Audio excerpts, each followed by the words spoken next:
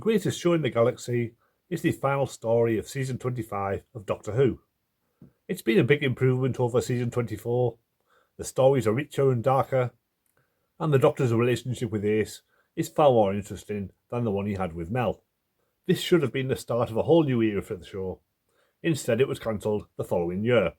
But at least we got one final run of great stories to end the show on a high. This story uses the psychic circus as a metaphor for the show itself. It used to be hugely popular, but in recent years it has fallen on hard times, and they're desperately bringing in new faces to try and turn it around. It also works on a broader level, representing any creative endeavour that started out as an innocent piece of entertainment, only to succumb to the greed of the faceless corporate executives. That doesn't particularly apply to Doctor Who in the 80s. It more fits the Disney Plus era, so you could say the show was way ahead of its time. This is by the same writer as Paradise Towers, and it has a similar large cast of eccentric characters. There's the grumpy old stalls lady, played by veteran comedy actress Peggy Mount.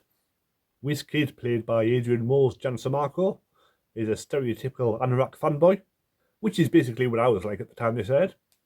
Luckily, I've grown up a lot since then. Daniel Peacock is the biker Nord. And speaking of Nord, this video is sponsored by absolutely nobody. I'm not nearly popular enough. Then there's the excellent T.P. McKenna as Captain Cook. In full explorer's gear and pith helmet. He's seemingly just a tired old bore, living off his past glories. But he soon turned out to be rather sinister, and has no compunctions about double-crossing his companions. Jessica Martin is Manx the werewolf, who changes at the mere sight of something that vaguely resembles a moon, which must be rather inconvenient.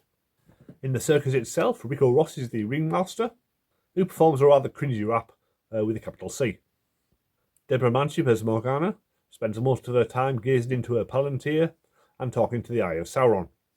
Ian Reddington is the chief clown, stealing the show with his elaborate hand gestures and facial expressions. He's a highly memorable villain.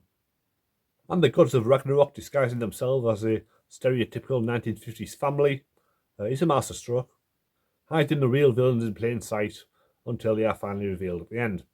They could have built them up a bit more.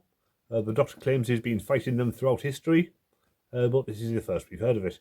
The new series would have built them up over the course of the season before finally revealing them, but the way the show was made in the 80s, that wouldn't have been possible.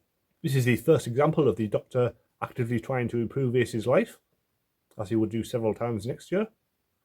Here he's trying to help her overcome her fear of clowns by taking her to a circus where the clowns actively try to kill people. If anything, it should really traumatise her for life. But this is a strong story for Ace. She really shows her vulnerable side, especially in the scene where she's locked in a caravan full of creepy robots who come to life.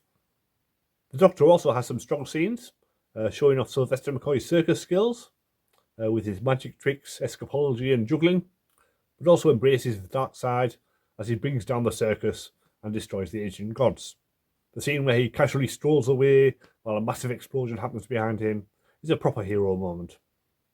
The sort of thing you normally see in big action movies rather than Doctor Who. Visually, the show is very impressive.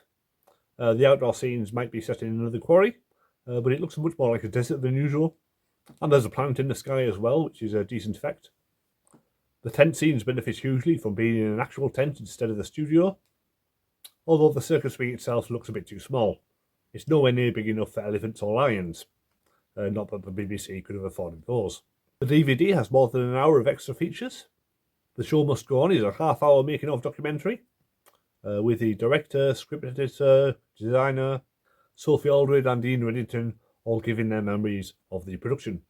Most of it tells the story of how they had to close the studios due to asbestos, and they had to build a tent in a car park instead, which worked amazingly well, so it all worked out in the end. Health and safety was less impressive, as we see the scene where Ian Reddington was bashed on the head with a caged door, and we hear how the explosion behind Sylvester McCoy was much bigger than it was supposed to be. There's 11 minutes of deleted scenes, mostly from part 1, with the mail drone landing in the TARDIS, and more scenes of the Doctor and Ace travelling to the circus, plus WizKid meeting the chief clown, and more scenes with Ace and Bellboy. There's a brief feature on the unused model scene, a music video by the cast with clips from the show, 2 scenes from Remembrance of the Daleks, scored by Mark Ayres, which is a big improvement, and tomorrow's Times, with Anneka Wills introducing newspaper coverage of the 7th Doctor era, which started out mostly negative, got slightly better, and then stopped, much like the show itself. Finally, there's a brief Victoria Wood sketch that's not very funny, but it does introduce Jim Broadbent as the Doctor for the first time. Overall, it's a strong end to the season, visually impressive with a colourful cast full of great actors. I'll give it 8 out of 10. Thank you for watching. If you enjoyed my reviews, you may want to check out my Patreon, where I'm currently reviewing 7th Doctor Big Finish audios every week, as well as the new episodes of Star Trek Strange New Worlds. Next week on this channel, the final season of Classic Who begins with Battlefield. It's the beginning of the end, but the moment has been prepared for. See you next time.